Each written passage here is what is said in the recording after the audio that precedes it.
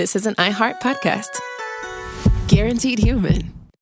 With no fees or minimums on checking accounts, it's no wonder the Capital One bank guy is so passionate about banking with Capital One. If he were here, he wouldn't just tell you about no fees or minimums. He'd also talk about how most Capital One cafes are open 7 days a week to assist with your banking needs. Yep, even on weekends. It's pretty much all he talks about, in a good way. What's in your wallet? Terms apply. See CapitalOne.com/bank. Capital One, N.A., member FDIC. Running a business is hard enough. Don't make it harder with a dozen apps that don't talk to each other. One for sales, another for inventory, a separate one for accounting. That's software overload. Odoo is the all-in-one platform that replaces them all. CRM, accounting, inventory, e-commerce, HR, fully integrated, easy to use, and built to grow with your business. Thousands have already made the switch. Why not you? Try Odoo for free at odoo.com. That's odoo.com.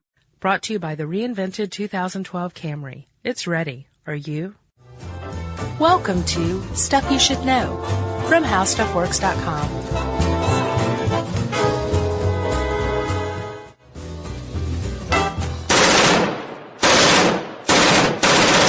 And welcome to the podcast. I'm Josh, Minnesota Fats Clark. There's Chuck Butterface Bryant. Where's a couple of goons ready to break your thumbs, huh? Butterface. Yeah. I'm actually the opposite of Butterface. I'm a butter body. Yeah. Those are what I came up with. That's good. I'll take it.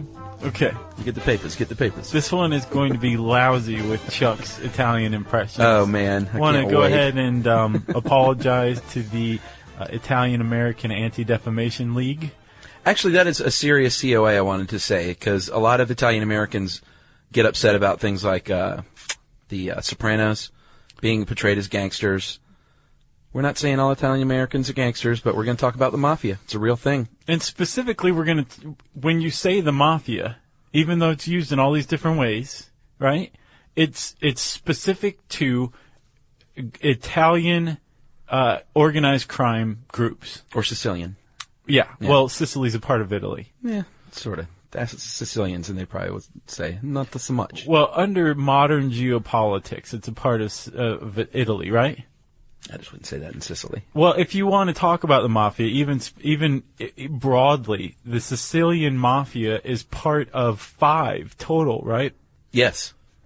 Oh, we got going already. Did you know? Yeah, I was like, wow, now set up. Here we are. Yeah.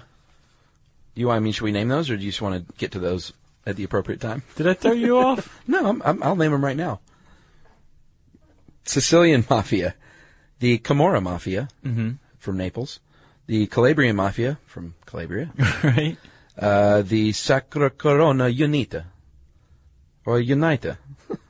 They're recent. They are based in the Puglia region. It's getting out of hand already. And La Cosa Nostra, which is that's a good place to start. Yeah. Because that's what's been come to be called the American Mafia. That is exactly right, Chuck. And that's our first bit of jargon we should cover, I think. It is grammatically incorrect. It is. You know? Cosa Nostra means our way, right? Yeah. Possibly our thing. Yeah. The FBI in, I think, the 60s were wiretapping the American Mafia. They mentioned Cosa Nostra. And the FBI came to use that as the term for the Italian Mafia, adding la, so it means the our way. Yeah, the American FBI Mafia came up with. Yeah, the Italian Mafia in the United States. But it's stuck, right? Yeah, big when time. the FBI labels you, that label sticks. Yeah. And La Cosa Nostra, like you said, describes the American Mafia, which is one of the 5 Italian Mafia groups in the world today. Bam! I got a friend named Blasfeld. We call him Blas, and I call him La Blasa Nostra. It's a good nickname, I think. It is very. La Blasa Nostra. There's some other terms we're going to throw about here. The Omertà. I did look up how to pronounce some of these, actually. The Omertà is the code of silence. Really? That's how you pronounce it? Yeah, ta is the emphasis is on ta. A made man is someone who has been, inducted into the mafia family. Yeah. A capo originally was the head of the family in Sicily, but now they are lieutenants. Yeah. In the mafia.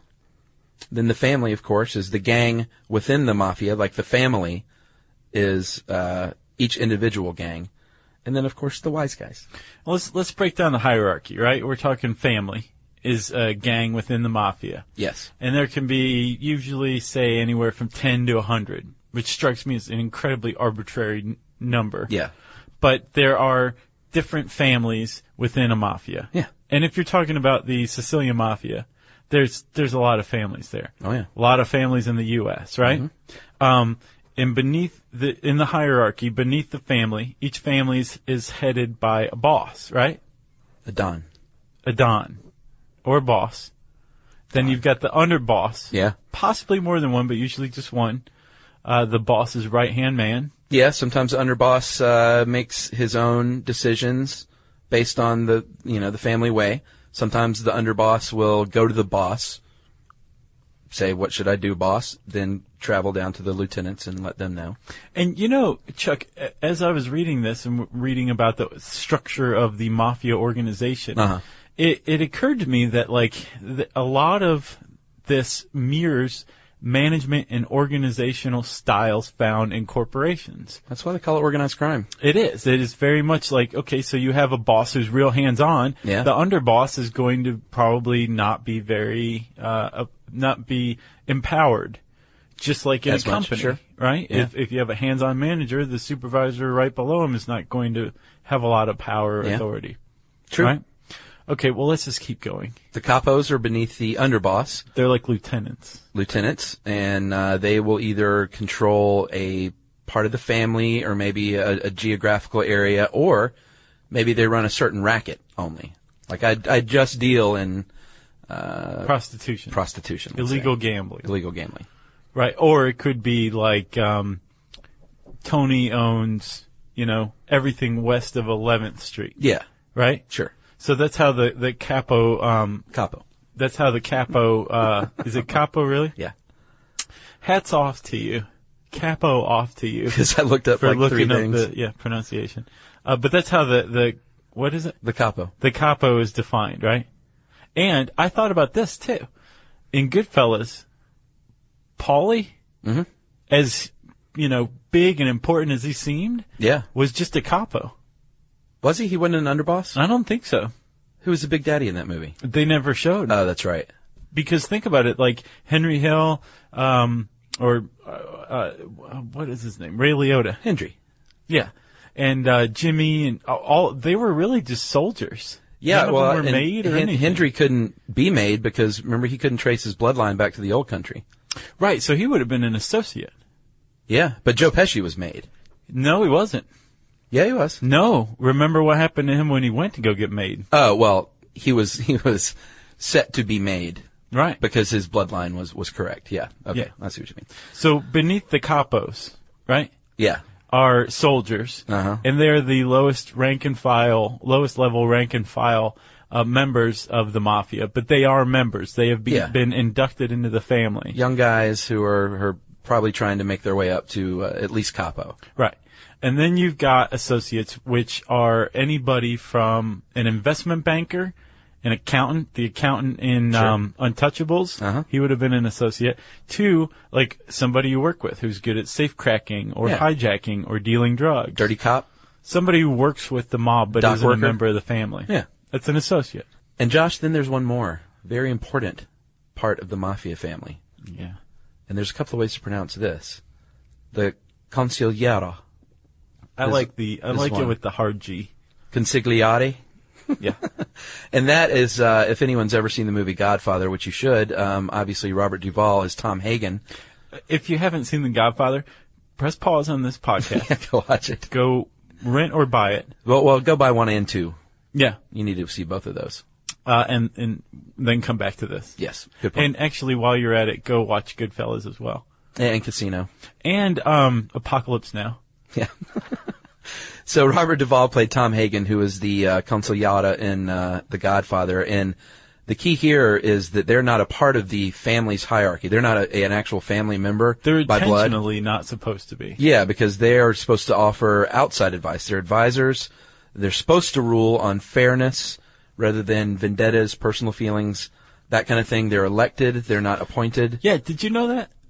Well, that's ideally how it goes. So ideally, all of these soldiers, the capos, the underboss, the boss, all these people, I guess probably not the boss, but elect this guy to basically say, I'm going to serve as the tiebreaker, the referee. Probably, obviously, a very trusted, wise person. But the problem is, most of the time, they're just appointed by the boss.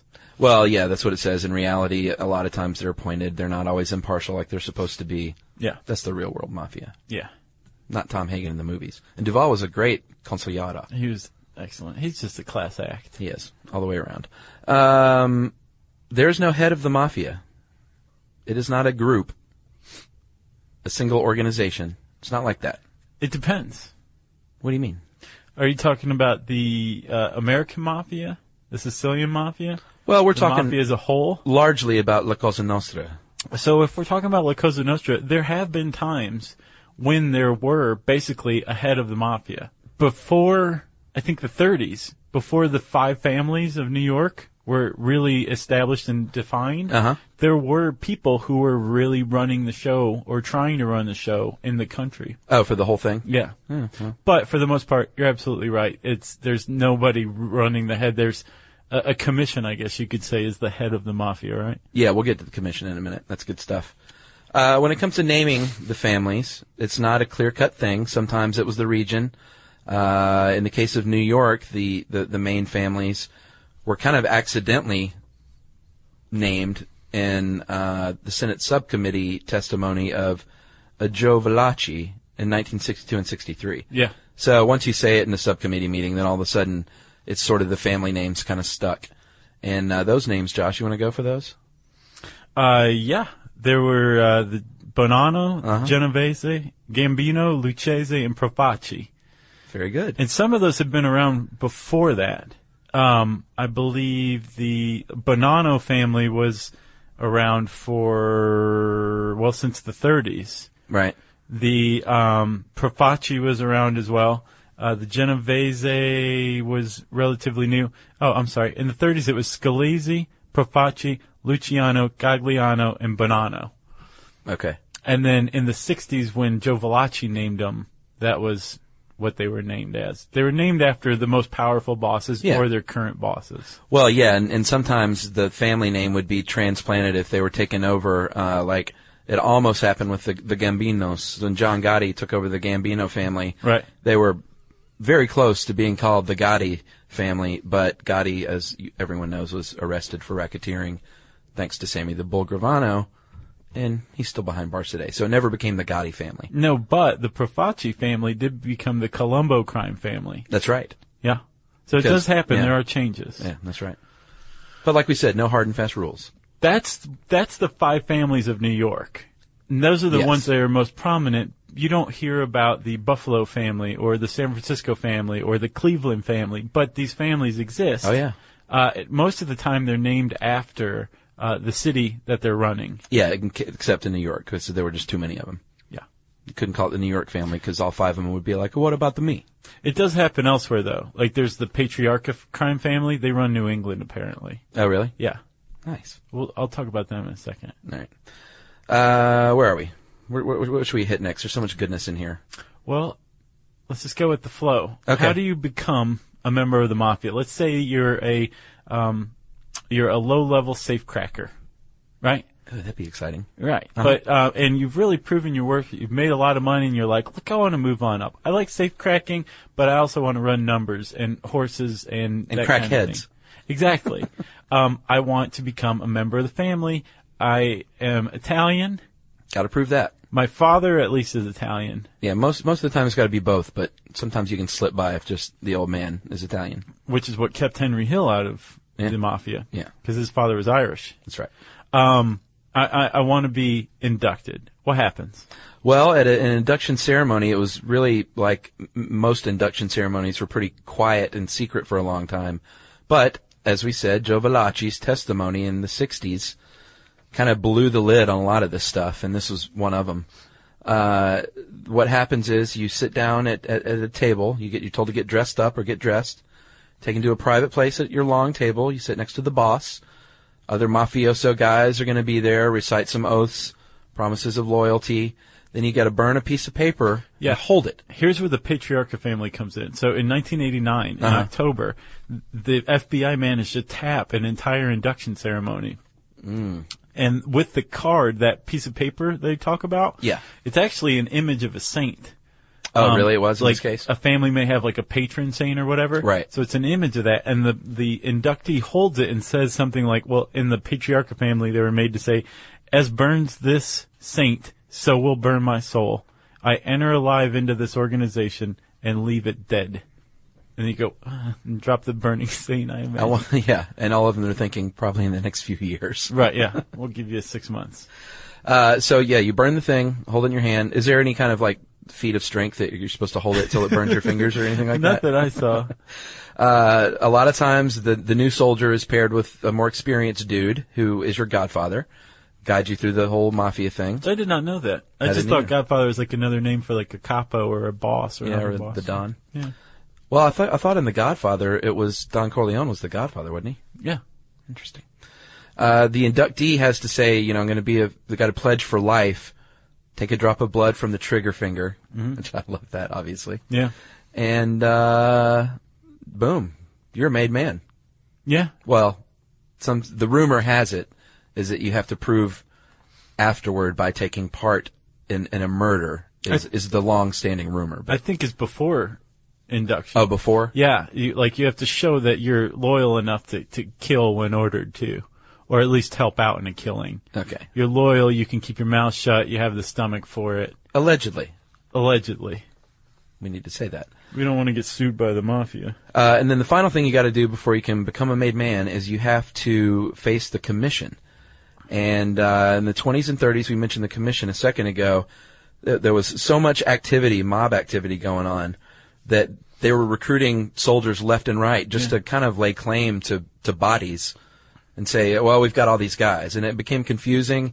A guy could infiltrate and assassinate pretty easily. So they literally formed a commission that's like, all right, it's like a registry almost. So remember I was saying there were heads of the mafia in the U.S.? Yeah. There were people vying for it, and this is what was creating this hugely violent point in mafia history, right? Yeah. So not only that, Chuck, it was prohibition as well. Well, that was a huge time for the mafia. It very much was, right? So there was a lot of money to be made, an unprecedented amount of money to be made. It was relatively new turf for the Italian mob in the U.S. Mm-hmm. They'd only been here for maybe 30, 40 years, right? Right. And there is a lot of wars going on. And the guy who basically ordered all this chaos through murder and structure was Lucky Luciano.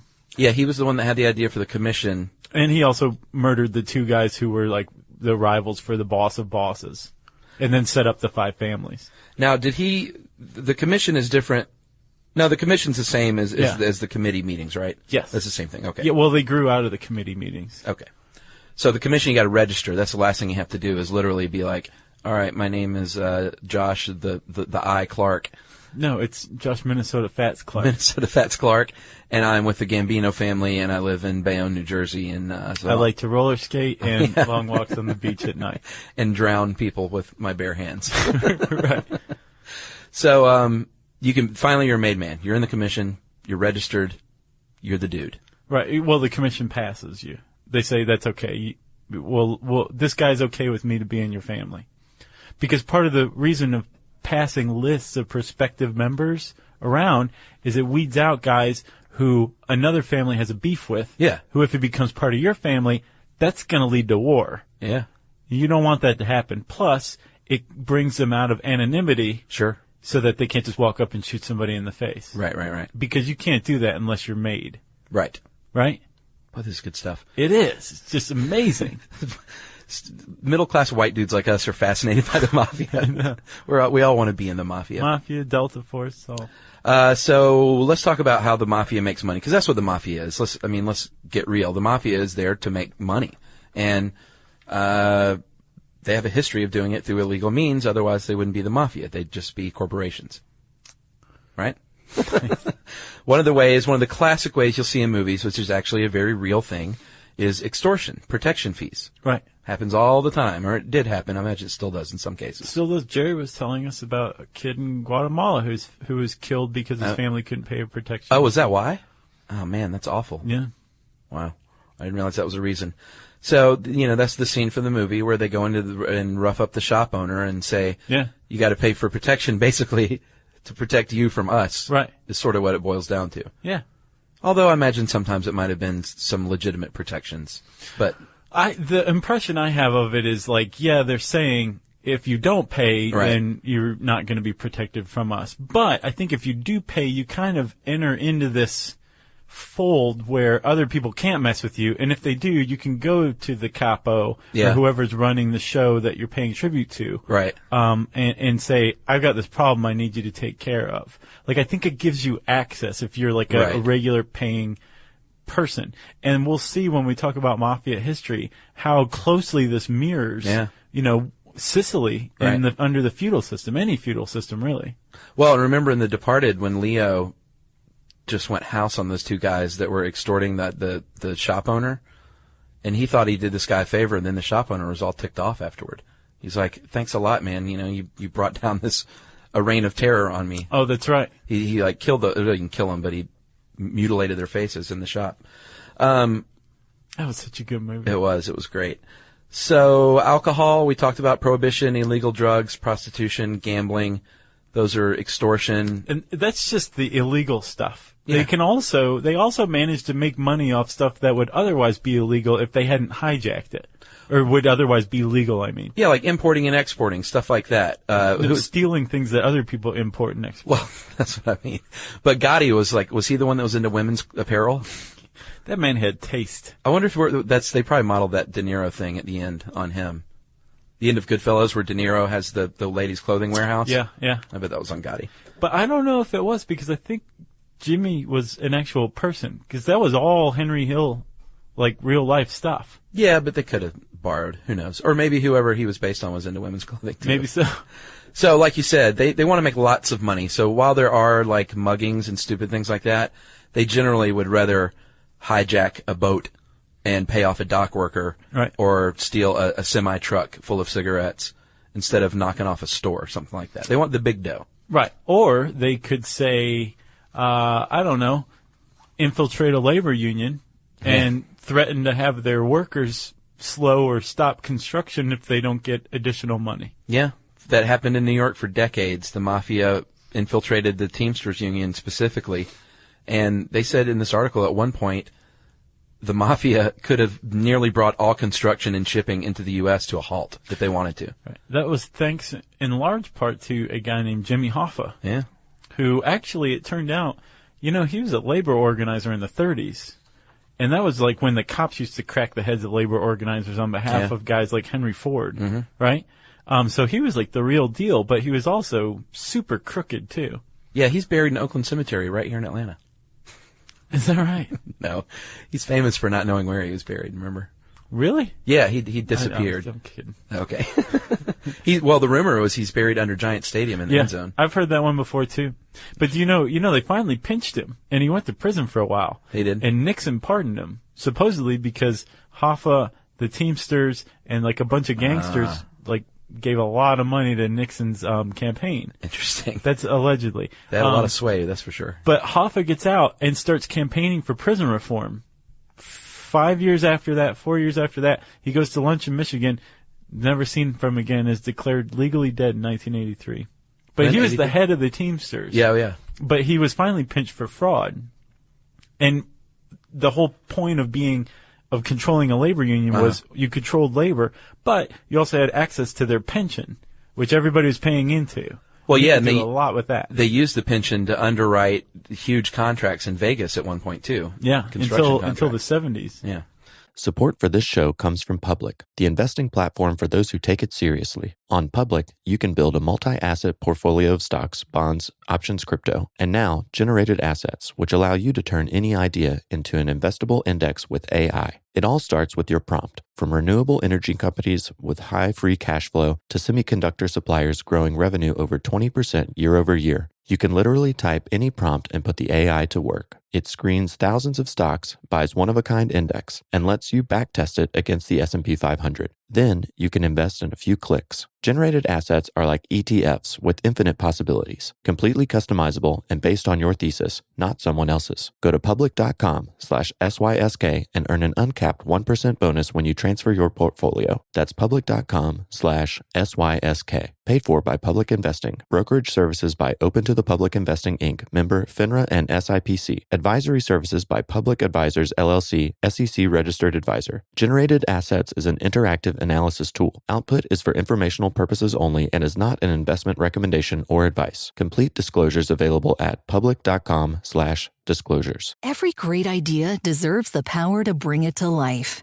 Meet the all-new Dell XPS laptop, the perfect combination of style, power, and performance, designed to elevate everything you do. With its modern, ultra-thin design, it's as stunning as it is functional. And the battery? It's built to last all day long, from that first sip of coffee to your evening wind down without missing a beat. And when it comes to performance, the XPS doesn't just keep up, it leads the way. Whether you're tackling your biggest projects or bringing your creative vision to life, it's built for editing photos, mixing tracks, and designing masterpieces. Powered by the Series 3 Intel Core Ultra processors, the XPS gives you the freedom to create without limits all day long. The Dell XPS proves there's no need to compromise. Style, power, and reliability come together in one expertly crafted machine. Check out the all-new Dell XPS at dell.com/XPS.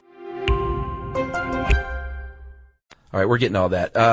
Let's go back to the history. You were talking about how it mirrored Sicily, and I think that's one of the most fascinating parts about this. So, go. Yeah, because extortion is another way of extracting tribute. It's another way of saying extracting tribute, right? Mm-hmm. In Sicily lived under the feudal system long after the rest of Europe looked to other forms of governance, right? Yeah. And the feudal system is basically like, I'm a landowner. I control all this land, but I can't possibly work all of it. I'll let you guys live on this land. I'll let you live, and you give me some of your grain. Yeah. Most of your grain, however much of your grain I want. That was an early model for what the mafia did. Right, and if you don't do this, I'm going to have this other class of society, basically my foot soldiers, kill you, right, or kill your wife, or whatever, until you do what I want you to. That's the feudal system. Yeah, and the reason that Sicily was kind of the birthplace, not kind of, was the birthplace of the mafia, was because Sicily is out there in the Med. It's very accessible, and because of that, it was invaded a lot. It's very strategic. Controlled by a lot of different people over the years, and that led to instability such that the people of Sicily didn't look to, and sometimes it was just lawlessness. Yeah. But they, regardless, even if there were laws, they didn't look to the state to solve their problems. It became very much a family thing. A local thing. Yeah, you solved it locally. Your family took care of business. They took care of things outside the law. And that kind of is what birthed the mafia. So basically, you can look at that capo's territory or the capo's racket, yeah, as the land, the feudal land. The capo is the feudal lord, right? Yeah. And it mirrors it almost identically. There's extortion, there's tribute, there's the threat of violence, there's the use of violence. All of it is based out of this feudal system that collapsed in the 19th century in Sicily, but was immediately replaced after this bout of lawlessness by the mafia, following pretty much the same thing. Right. And then they came to America. Then they came to, well, yeah, this is actually interesting how this happened too. And Mussolini had a big crackdown on the mafia. It was very harsh on the mafia. Right. Put a lot of them in prison. And then the U.S. troops occupied Sicily during World War II. They thought a lot of these jailed people were political prisoners. Right. So not only did they set a lot of them free, they made them mayors and police chiefs. Yeah. And they were like, hey, I really appreciate that. Yeah. We're back on the streets now. Thanks for quashing Mussolini. We're in more control than we ever were. Yeah, who was a real thorn in our side for a long time.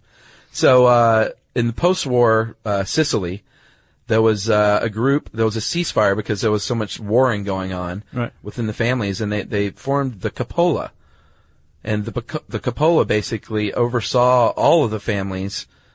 It's the commission. Yeah, it's an early version of the commission. Right. That would happen years later. And the American mafia, the tactics that La Cosa Nostra uses mirrors the Sicilian mafia in a lot of ways, like recruiting young guys to like do the dirty work and eventually inducting them.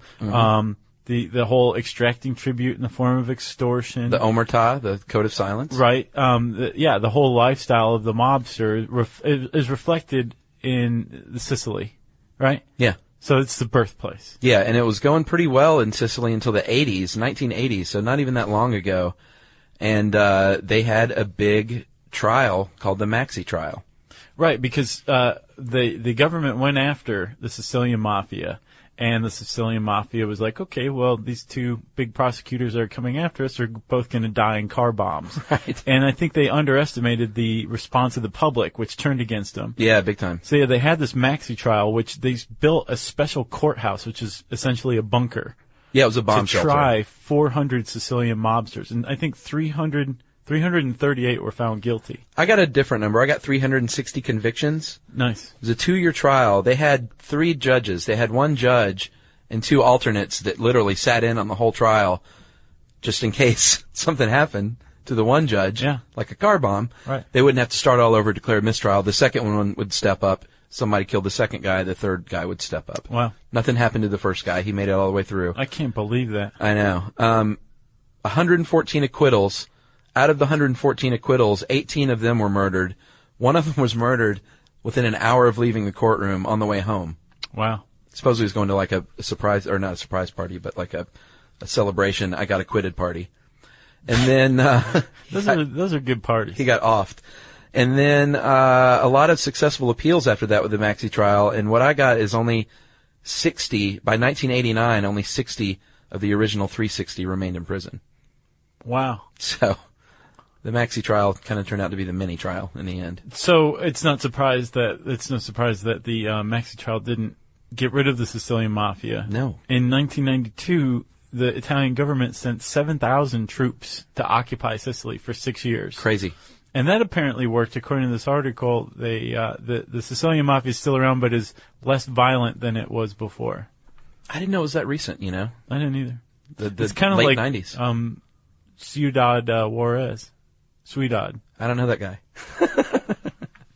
I don't know if I've ever felt dumber, by the way, in a podcast.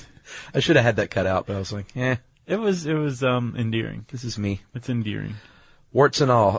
The American Mafia, Josh. Like Cosa Sicilians. Nostra, you mean? Yeah, the Italians and Sicilians came to the United States in the 1800s, big time in the 20th century. Most of these were just regular folks, not mafia, starting a good, honest life here. Nice. Some of them weren't.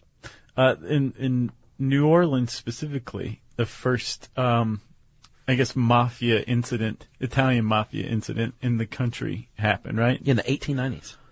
There was a mobster. Well, there was a group, a family, that was basically getting heat from the local police chief, so they offed him, right? Yeah. And at trial, this mafia family they all got off basically from blatantly bribing and intimidating witnesses, and the people of New Orleans did not like this. So they actually formed a lynch mob and went and killed 16 of these mobsters. Yeah. And that was the first mafia. That was the United States introduction to the Italian mob. Crazy. And they were defeated by NOLA. Yeah. Look at them go. At least temporarily. Who knows what happened after that. So first half of the 20th century, New York City is where a lot of it's happening because a lot of the immigrants poured into there, obviously. You had the 5 families. You had prohibition making everybody rich. You had bosses and underbosses getting killed, like, monthly. Yeah, the Lucchese's, right? They went through three bosses in 1930 in 1 year. Yeah. 3 different bosses. This is the time when Lucky Luciano was killing everybody to basically set up this structure, this organization. And he defined the 5 families. And that's... Like, literally, it's like, Yeah. This is the name of your family, this is who you are, this is this, and this. There's 5 families, Al Capone in Chicago, and then the Buffalo family, and that's the commission. The Buffalo family. I love that. Yeah. And the way they describe it here is they were basically kind of like senators. So Al Capone represented, like, all of the West Coast. Yeah. Because he was, the closest one, obviously. And they had to, the commission had to approve things. Assassinations, kidnappings, big money deals that had to all go through the commission. And they had meetings every 5 years. Every 5 years. Committee And probably meetings. the most famous meeting of all time was their 1957 meeting in Appalachian on the New York-Pennsylvania border. And apparently this state trooper was a little suspicious of the scores of Lincoln Town cars? yeah, wise guys who were showing up. So he himself led a raid on the mobster convention. And basically, this is a time when the public and the government denied that there was such a thing as mafia. This is the 1950s. It seems like second nature now because of all the popular culture stuff, but it was long before any of that. Right, but not only that, it seems obvious now because of the Appalachian raid. It was basically tantamount to us raiding a convention of ghosts and being like, oh, okay, well, there really are ghosts, right? It's pretty much the same thing. It brought the mafia undeniably into the light, and there really was mafia, and here's all their leaders. Right. You know? I like the ghost convention. Thanks. I'd like to go to that. Should we talk about Vegas for a minute? Or Kennedy first? Either one. All right, let's go with Kennedy. Okay. Everyone knows that John F. Kennedy, everyone has long associated him with the mafia. Yeah. Partially because his dad, Joe, was an alleged bootlegger during Prohibition. Yeah. Involved with the mob, obviously, if you're bootlegging in that part of the country. And also had connections to people like Meyer Lansky. Who was a friend of Lucky Luciano's. Yeah, Ben Kingsley. You saw Bugsy, right? Mm-hmm. Great movie. One of the other things that happened was JFK was assassinated, and Jack Ruby. What? Really? Jack Ruby killed Lee Harvey Oswald, who allegedly assassinated Kennedy. Ruby was an associate. He was a mob associate, so there's that tie. Other people say that the mafia didn't like Castro kicking them out of the Cuban casino business. Right. So they think the Bay of Pigs may have had something to do with the mafia. Yeah, because Kennedy didn't call in an airstrike. That's right. On Havana. Robert Kennedy went after the mafia. He died by an assassin's bullet. Yep. I've stood at that very spot. Have you really? Yeah. In the kitchen. What was the deal with Sirhan? I don't know. Isn't that weird? Yeah, we need to look all that stuff up. Let's do That'd it. be a good podcast. And then, well, the girlfriends. Go ahead. yeah, Sam Giancana. He was a Yeah. pretty cool dude as far as the mafia bosses go. He supposedly set JFK up with all sorts of girlfriends, including Marilyn Monroe, so he could record and basically get dirt on the president. Allegedly. So they think that Marilyn Monroe possibly was murdered by hitmen that Giancana had hired. Mm-hmm. And the Giancana was going to testify about the Kennedy connection to the mob, and he gets murdered. Yeah. Which basically just goes to show you that it's all mafia. Right. Whether they're Italian, legitimate, whatever, it's all mafia. Right. So those are all the alleged links to John F. Kennedy, former president of the United States. Then there's the Vegas connection. Vegas was kind of started by Bugsy Siegel. Yeah, it was the Jewish mobsters that were the first out to Vegas. Yeah, and then once it was set up, the gambling was happening legally for the first time. They're already running casinos, illegal casinos all over the country. Yeah. But all of a sudden you got this haven in the desert. It's legal. Where you can go out there and do it for real, so they got in on the action. So the one of the ways the Italian mob got in was through their leveraging of pensions. Right. Like you said, Teamsters, labor union pensions, to underwrite casinos. Yeah, a lot of construction going on. Exactly. Or they would just basically show up and be like, I'm your partner now. Right. Like Pesci showed up in Casino. Which I thought was every bit as good as Goodfellas. I know people don't agree with that, but I thought Casino was terrific. It was a good movie, but it was not as good as Goodfellas. I'm giving it a slight tier 2. But I love Casino. I thought it was great. Sharon Stone, good stuff in that one. I thought she screwed that up. Really? She did. I mean, she was a great actress. I think her character got too much emphasis in that movie. Yeah, I liked James Woods in that.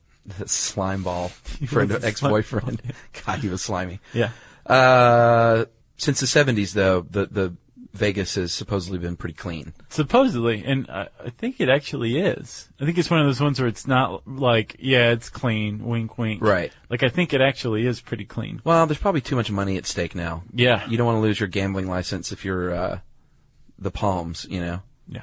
It's no good. Or Steve Wynn.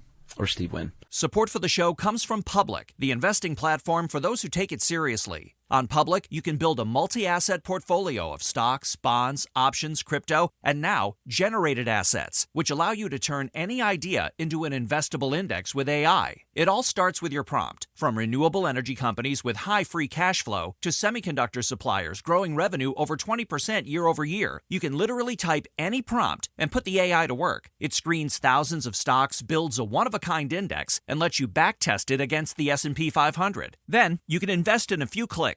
Generated assets are like EFTs with infinite possibilities, completely customizable and based on your thesis, not someone else's. Go to public.com/podcast and earn an uncapped 1% bonus when you transfer your portfolio. That's public.com/podcast. Paid for by Public Investing. Brokerage services by Open to the Public Investing, Inc. Member FINRA SIPC. Advisory services by Public Advisors LLC. SEC registered advisor. Generated assets is an interactive analysis tool. Output is for informational purposes only and is not investment recommendation or advice. Complete disclosures available at public.com/disclosures. Every great idea deserves the power to bring it to life. Meet the all-new Dell XPS laptop, the perfect combination of style, power, and performance, designed to elevate everything you do. With its modern, ultra-thin design, it's as stunning as it is functional. And the battery? It's built to last all day long, from that first sip of coffee to your evening wind down without missing a beat. And when it comes to performance, the XPS doesn't just keep up, it leads the way. Whether you're tackling your biggest projects or bringing your creative vision to life, it's built for editing photos, mixing tracks, and designing masterpieces. Powered by the Series 3 Intel Core Ultra processors, the XPS gives you the freedom to create without limits all day long. The Dell XPS proves there's no need to compromise. Style, power, and reliability come together in one expertly crafted machine. Check out the all-new Dell XPS at dell.com/XPS.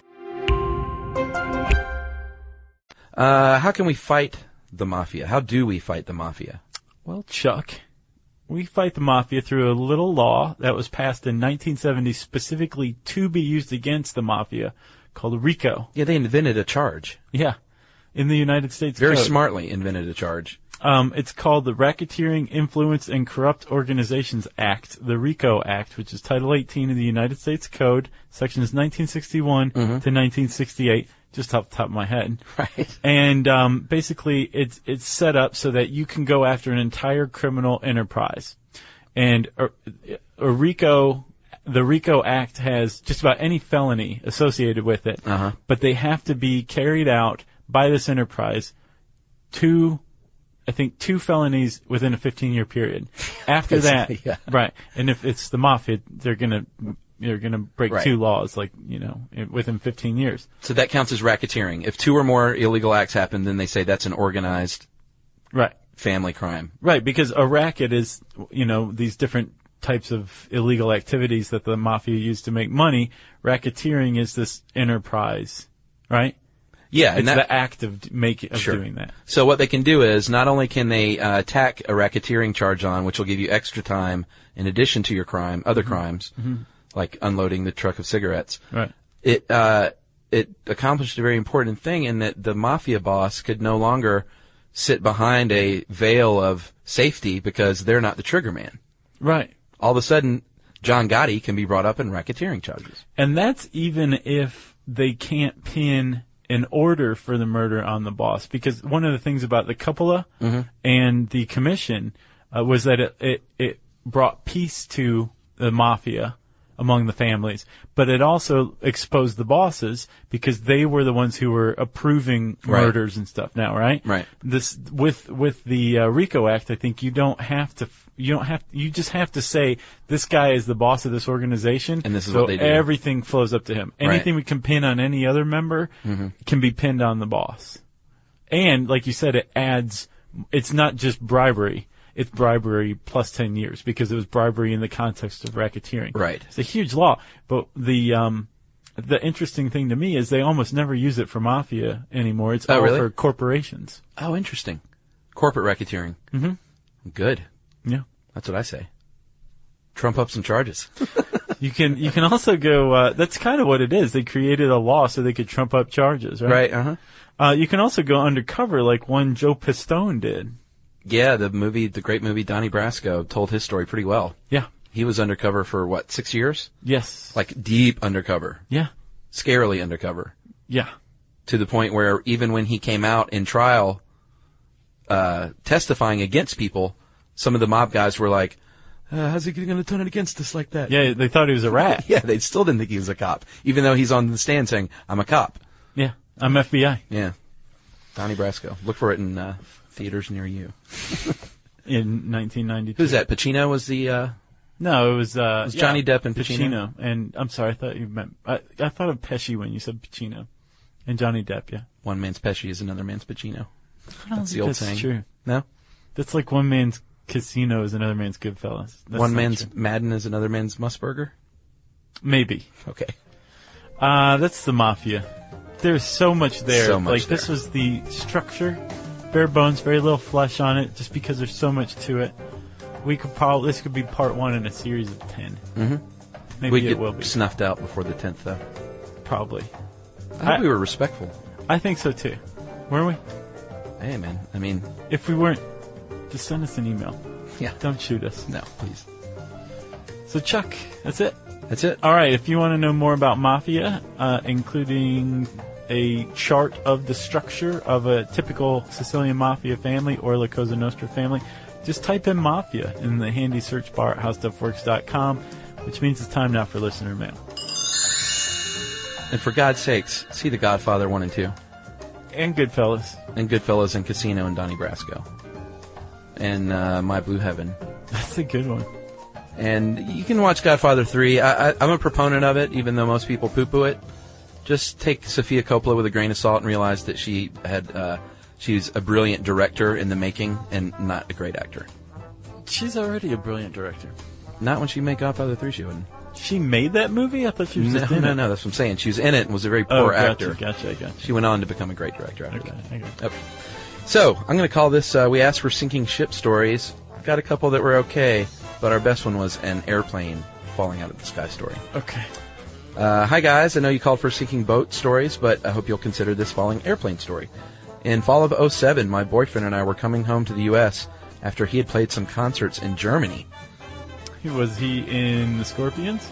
I don't know. This might be Hasselhoff. The flight departed Cologne in the morning. We had been in the air for a couple of hours when suddenly we felt something akin to very violent turbulence.